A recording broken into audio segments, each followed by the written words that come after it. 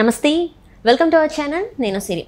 AP సాధు పరిషత్ రాష్ట్ర అధ్యక్షుడు, ఆనందాశ్రమ పీఠాధ్యక్షుడు శ్రీనివాసనంద సరస్వతి గారు అయితే స్వరూపానందేంద్ర స్వామి మీద అయితే కొన్ని ఆరోపణలు చేస్తున్నారు. ఆయన జగన్మోహన్ రెడ్డి బినామీ అని కూడా తను అనడం జరిగింది. మరి ఏంటి అనేది, అసలు ఏం జరిగింది అనేది మనకు వివరించడానికి మనతో పాటు ఉన్నారు ప్రముఖ senior journalist doctor Durga Vadlamani గారు. నమస్కారం మేడం. నమస్తే మేడం. ఇప్పుడు చూసినట్టయితే శ్రీనివాసనంద సరస్వతి గారు అయితే స్వరూపానంద స్వామి మీద కొన్ని ఆరోపణలు చేశారు. ఏంటంటే జగన్ గారికి ఈయన బినామీ అని చెప్పేసి కొన్ని కోట్ల రూపాయల విలువ గల భూముల్ని ఆయనకి ఇట్లా ఇచ్చేశారు, దానం చేశారు ఆశ్రమం కోసం అని చెప్పేసి కూడా తను కొన్ని వ్యాఖ్యలు అయితే జరిగింది. సో అవన్నీ మళ్ళీ రిటర్న్ తీసుకోవాలి ప్రభుత్వం కూడా తను చెప్పడం జరుగుతుంది. మరి నిజంగా అదంతా చూసేసి మళ్ళీ ఇప్పుడు ప్రభుత్వం ఆస్తుల్ని వెనక్కి తీసుకునే అవకాశం ఉందంటారా? తీసుకోవచ్చండి. అందులో ఏముంది, ఇప్పుడు ఇవి భీమిలి కొత్తవలస మండలం ఆ కొండ మీద ఉన్న భూములు అన్నారు. 102, 103 సర్వే నెంబర్లు, 7.36, 7.64 అంటే ఆల్మోస్ట్ 15 ఎకరాలు అనుకోండి. 15 ఎకరాలకు కొంచెం తక్కువ. 15 ఎకరాలకి అంటే ఎకరం ₹1,00,000 చొప్పున వాళ్ళు కట్టబెట్టారనమాట ఆయనకి. అది ఈ రోజు దాని వాల్యూ, మార్కెట్ వాల్యూ 250 కోట్లు అంటున్నారు. సరే, అంత ఎక్కువ కాకపోయినా మొత్తానికి కోట్లలోనే ఉంటుంది కదా. అది ఎందుకు ఇచ్చారు జగన్మోహన్ రెడ్డి? ఇప్పుడు జగన్మోహన్ రెడ్డికి బినామీనా? ఇది ఆయన చేసిన ఆరోపణ. శ్రీనివాసానంద సరస్వతి ఎవరైతే ఉన్నారో వారు చేస్తున్న ఆరోపణ అది. సో ఆరోపణలో నిజమైతే ఉంది. ఎందుకంటే స్వరూపానందేంద్ర స్వామి ఎట్లాగా గతంలో అంటే 2019 నుంచి ఆయన ఎట్లా జగన్మోహన్ రెడ్డితో ఉన్నారు, ఎలాగ పూజలు చేయించారు, ఆయన రాజశ్యామల యాగాలు చేయించారు కదా. అంటే 2019లో గెలవటానికి ముందు చేయించారు, తర్వాత 2024లో కూడా ఆయన చేయించారు, మీకు గుర్తుంటే కనుక. అయితే సరే, ఈసారి గెలవలేదనుకోండి, అంటే అది వాళ్ళ నమ్మకాలు, దాని గురించి మనం మాట్లాడక్కర్లా. కాకపోతే ఏంటంటే ఇట్లా ప్రభుత్వ ఆస్తుల్ని ఇలా స్వామీజీలకు కావచ్చు, మఠాలకు కావచ్చు, ఇంకా దేనికైనా, ఏ మతానికైనా కూడా ఇవ్వటం అనేది తప్పు మనం ఆలోచిస్తే కనుకైతే. అసలు సాధువులు అనేవాళ్ళు దేనికుంటారు? వాళ్ళు ఇవన్నీ వద్దు, ఐహిక సుఖాలు వద్దు అని కదా వాళ్ళు అనుకునేది. మరి వాళ్ళకి ఎందుకు ఇంతంత ఎకరాలు? ఇప్పుడు ఓకే, నువ్వు తీసుకో, కానీ మార్కెట్ రేట్ చెల్లించి తీసుకో కావాలనుకుంటే. ఈయనకేదో ఈయన బెనిఫిట్ కోసం ఆయనకి ఇవ్వటం అంటే, ఇప్పుడు ఇంకొక మాట కూడా అన్నాడు ఆయన. 2019కి వాళ్ళ ఆస్తులు అంటే ఆయన పేరున డిపాజిట్లు ఉన్నవి 1.4, కానీ తర్వాత 46 కోట్లు పైచిలకు అయిపోయింది అని. మరి అవన్నీ కూడా ఆలోచించాలి కదా. అంటే ఈ పూజలు పురస్కారాల వల్ల వచ్చిందా, లేదు జగన్మోహన్ రెడ్డి ఏమైనా ఇచ్చారా, ఇంకేమైనా ఉన్నాయా ఆస్తులు అనేది?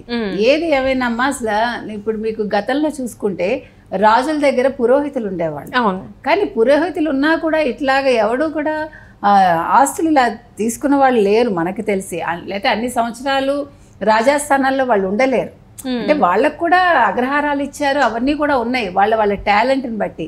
కానీ ఇక్కడ ఇది స్వార్థంతో కూడింది మనం అనుకోవాలి. ఇప్పుడు ఈయన రాజు కాదు, అంతకంటే వాళ్ళేమో పురోహితులు కాదు. ఆయన ఒక సాధువునని చెప్పుకుంటూ ఆయన ఈ రకంగా తీసుకోవటం అనేది అంత హర్షించదగ్గ విషయం కాదు. ఈరోజు అందులో ఆయన అసలు నేను నమ్మని విషయాలు ఆయన నమ్మి ఒక హిందువుగా ఆయన్ని మార్చి, మీకు అది కూడా గుర్తుంటే ఆయన ముంచాడు కదా, గోదావరిలో ముంచి హిందువుగా మార్చి ఇది చేశాడు. అంటే తెలుగు ఓట్లు, అంటే తెలుగు ప్రజల నమ్మకాన్ని ఎన్కాష్ చేసుకోవటానికి, అంటే ఓట్ల రూపంలో ఎన్కాష్ చేసుకోవటానికి మతాన్ని కూడా ఏ రకంగా వాడుకున్నారు. అంటే మతం అనేది ఒక వ్యక్తి అభిమతం అంతే, అది అంతేగాని మతం అంటే దానికి ఏం ఉండదు. అక్కడ ఒక నమ్మకం, మీకు మీరు ఒక అల్లాని అనుకోవచ్చు, ఒక క్రైస్ట్ని అనుకోవచ్చు, లేదు ఒక శివుడిని అనుకోవచ్చు. నిరాకారుణ్ణి మీరు ఆకారంగా భావిస్తారు అంతే, అది వాళ్ళ వ్యక్తిగతం. దాన్ని తీసుకొచ్చి ఎన్నికల్లో మన అవసరాలకి వాడుకుని అది చాలా తప్పు కదా. అది మళ్ళీ ఆయన మరి క్రిస్టియానిటీని కూడా నమ్ముతున్నారు కదా. మరి క్రిస్టియన్స్ ఏమంటారు? మీకు ఇంకొక పెద్ద విషయం చెప్పాలి ఇక్కడ, అసలు చెప్పచ్చో చెప్పకూడదో నాకు తెలీదు. మొన్న ఈ మధ్యన కూడా మాట్లాడారు, రాజశేఖర్ రెడ్డి టైంలో కూడా మాట్లాడారు. ఇప్పుడు ఈయన ఓడిపోయినప్పుడు ఏం చెప్పారంటే, ఈయన హిందూగా మారాడు కాబట్టి క్రైస్ట్ ఈయన ఓడించాడు అని వాళ్ళు అన్నమాట. ఒక పాస్టరు వాళ్ళు ఓపెన్గా చెప్పారు, వాళ్ళు వీడియోలు కూడా చేశారు వాళ్ళు. కాబట్టి అంటే మతం అనేది అవసరాలకు అనుగుణంగా ఎలా మారుతుంది, అది వ్యక్తి నుంచి ఒక వ్యవస్థకి ఏ రకంగా మార్పు చెందింది అంటే అవసరాల కోసం, అంతే కదండి. సో అది తప్పంటాను నేను. అసలు మతం అసలు ఉండొచ్చా ఉండకూడదా తర్వాత విషయం, అది వ్యక్తిగతం. అది కానీ దాన్ని మీరు రాజకీయాలకు ముడిపెట్టి ఒక సాధువుని తీసుకొచ్చి మీరు పూజలు చేసుకుని, మీ ఇంట్లో ఏమైనా పూజలు చేసుకోండి, మీ డబ్బు పెట్టి మీరు ఏమైనా ఖర్చు పెట్టుకోండి, కానీ ప్రజల సొమ్ముని మీరు ఖర్చు పెట్టే అధికారం మీకు లేదు. మీకు అదే పని ఇక్కడ కేసీఆర్ గారు చేశారు. ఇప్పుడు కేసీఆర్తో సరిసమానంగా మీరు కనుక గమనిస్తే జగన్మోహన్ రెడ్డి ప్యారలల్గా వెళ్ళాడు. ఆయన ఏం చేస్తే అది చేశాడు. ఆయన అక్కడ పూజలు పునస్కారాలు యజ్ఞాలు యాగాలు మీకు గుర్తుంటే ఆయన ఫస్ట్ నుంచి చేస్తున్నాడు ఈ 10 ఏళ్లలో. సో సేమ్ విధానంలో వెళ్ళాడు. అక్కడ గురువు ఓడిపోయాడు, ఇక్కడ శిష్యుడు ఓడిపోయాడు. అంటే ఇక్కడ కేసీఆర్ మీద తెలంగాణలో ఒక ముద్ర పడిపోయింది. మూఢనమ్మకాలని పెంచుతున్నారని చెప్పేసి స్వయంగా ప్రధానమంత్రి గారే మోదీ గారే చెప్పడం జరిగింది. కేసీఆర్ మూఢనమ్మకాలను ఇక్కడ పెంచి పోషిస్తున్నారని చెప్పేసి అన్నారు. సో అక్కడ మరి జగన్మోహన్ రెడ్డి కూడా అలానే మాట్లాడుతున్నారు, అలానే చేస్తున్నారు. అంతే కదండి. ఇప్పుడు యాక్చువల్గా మీరు చూసుకుంటే తెలంగాణలో మనం నిజంగా మెచ్చుకోవాలి కొన్ని విషయాల్లో తెలంగాణని. అక్కడ కుల రాజకీయాలు ఉండవు మీకు పెద్దగా. మీకు కులం అనే ఘోరం జరిగేది ఆంధ్రాలోనే. ఈ విషయంతో కానీ ఈ కుల రాజకీయాలు కానీ ఎక్కువ జరిగేది ఆంధ్రాలోనే. మీకు ప్రశాంతంగా మీరు బతకచ్చు అసలు హైదరాబాద్లో. అటువంటి హైదరాబాద్ను కూడా వీళ్ళందరూ ఈ రాజకీయ నాయకులు కలుషితం చేసేస్తున్నారు తెలంగాణను కూడా. మీరు చెప్పినట్టు ఈ మూఢభక్తులు కావచ్చు, ఈ పూజలు కావచ్చు, యజ్ఞాలు కావచ్చు, యాగాలు కావచ్చు, అది ప్రశాంతంగా వాళ్ళు ఇప్పుడు నేను మొత్తుకునేది ఒకటేనండి, ప్రజల సొమ్ము ముట్టుకునే హక్కు ఎవరికీ లేదు, ఏ రాజకీయ నాయకుడికి లేదు. నీ సొంత డబ్బు నువ్వేమైనా ఖర్చు పెట్టుకో, నువ్వేమైనా చేసుకో, ఎవడు ప్రశ్నించడు. ఏదైనా కూడా ఇప్పుడు ప్రజల దాకా వచ్చేసరికి, పబ్లిక్ వచ్చేసరికి వాళ్ళకి ప్రశ్నించే అధికారం ఉంటుంది.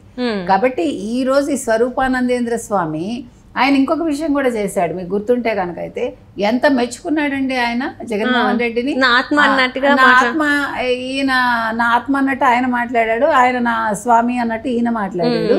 మరి ఆ ఆత్మ కాస్త మొన్న ఏమైంది, ఆ స్వామి కాస్త ఏమయ్యాడు? ఆయన ఏమన్నాడు? జగన్మోహన్ రెడ్డిని తిట్టాడు కదా, ఈయన పనికిరాడు అన్ని. ఆయనే ఒక వీడియో కూడా రిలీజ్ చేశాడు. ఒక స్వామీజీ అలా చేయొచ్చా? అసలు స్వామీజీకి రాజకీయాలతో ఏం సంబంధం? ప్లస్ నువ్వు నిన్నటి వరకు ఆయన వాడుకున్నావు, ఆయన దగ్గర ఆస్తులు కొట్టేశావు, ప్రభుత్వ ఆస్తులే అనుకోండి. మళ్ళీ ఈ రోజు నెగిటివ్గా ఎందుకు మాట్లాడుతున్నావు అంటే ప్రభుత్వం మారేసరికి మీ బాణీలు ఎందుకు మారుతున్నాయి, మీ వాణి ఎందుకు మారుతోంది, ఇది మనం ప్రశ్నించాలి. నాట్ ఓన్లీ స్వామీజీ అండి, ఈవెన్ సోషల్ మీడియాలో ఉన్న వాళ్ళు, సోషల్ ఇన్ఫ్లుయెన్సర్స్ కావచ్చు, కొంతమంది సినిమా వాళ్ళు కావచ్చు, నిన్నటి వరకు అక్కడ అంటకాగి ఈరోజు సడన్గా వాళ్ళ జ్ఞానోదయం అయిపోయి మేము అస్త్ర సన్యాసం చేసినట్టుగా మేము ఇది పట్టించుకోవట్లేదు, అది పట్టించుకోవట్లేదు, జరిగిపోయింది, మేము ఇంక మీదట జగన్మోహన్ రెడ్డితో మేము ఉండము, మాకు సంబంధం లేదు. ఎందుకు ఉండరు? మనిషి తప్పు చేసినా ఒప్పు చేసినా ఒక మనిషితో ఉన్నప్పుడు, ఆ మనిషి కష్టాల్లో ఉన్నప్పుడు మీరు ఆయనతో ఉండాలి. ఒక శ్యామల కావచ్చు, ఒక పోసాని కావచ్చు, ఒక అలీ కావచ్చు, అంతే కదండి. ఇప్పుడు పంచప్రభాకర్ కావచ్చు. ఎందుకు చెప్తున్నామంటే ఓకే, నిన్నటి వరకు ఆయన విధానాలు నచ్చాయని మీరు మాట్లాడారు కదా, మరి నిన్ననెందుకు ప్రశ్నించలేదు జగన్మోహన్ రెడ్డిని? మీరందరూ నిన్న ప్రశ్నించాలి. మీరు ఆయన అలా చేసింది తప్పు అనుకున్నప్పుడు ఈరోజు మీకు తప్పుగా ఎలా తెలుస్తుంది? నిన్న తెలియాలి కదా. అంటే నిన్నటి వరకు మీకు అన్ని సజావుగా సాగిపోయాయి, మీకు రావాల్సిన వాటాలు వచ్చేసాయి. ఈరోజు వాటాలు రావు, కొత్త ప్రభుత్వం వచ్చింది, ఇప్పుడు మళ్ళీ కొత్త ప్రభుత్వంతో మరి కలవాలి కదా. కాబట్టి అసలు ఏ ప్రభుత్వం అయినా ఇలాంటి వాళ్ళని అసలు ఎంకరేజ్ చేయకూడదు, ముఖ్యంగా ఇలాంటి స్వామీజీలను ఎంకరేజ్ చేయకూడదు. ఇప్పుడు ఆయన దగ్గర నుంచి భూములు వెనక్కి తీసుకోవాలండి ఖచ్చితంగా. అది ప్రజల సొమ్ము, ప్రజల సొమ్ము మీద ఎవరికీ హక్కు లేదు. ఇక మీదట కూడా ఏ ప్రభుత్వం అయినా కూడా, ఏ రాజకీయ నాయకుడైనా ఆలోచించాల్సింది ఏంటంటే స్వామీజీలను దగ్గరికి తీసేటప్పుడు, లేదు స్వామీజీలను కొలిచేటప్పుడు ప్రజల ధనం ఉపయోగించకూడదు. ఇది వాళ్ళు ఖచ్చితంగా గుర్తుపెట్టుకోవాలండి. వాళ్ళకి ఎటువంటి హక్కు లేదు. వాళ్ళని ప్రజానాయకుడిగా ప్రజలు ఎన్నుకున్నారు అంటే వాళ్ళకి మంచి చేయటమే నీ బాధ్యత. అంతేగాని ప్రజల సొమ్ముతోటి నేను సోకులు చేసుకుంటాను, ప్రజల సొమ్ముతోటి నేను సెక్యూరిటీ పెట్టుకుంటాను, ఇలాంటివన్నీ కుదరదండి. ఇది ప్రతి ప్రభుత్వం గుర్తుపెట్టుకోవాలి.